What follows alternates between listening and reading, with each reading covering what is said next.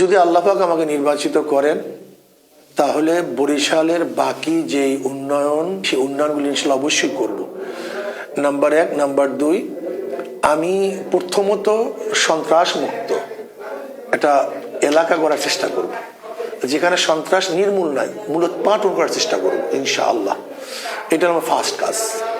ছাত্র সমাজের যেন প্রতিশ্রুতি থাকবে, ছাত্র সমাজ যেন কলম এবং খাতা বাদ দিয়ে আড্ডার মধ্যে লিপ্ত না হয়। তারা যেন কলম খাতা নিয়ে সবসময় থাকে।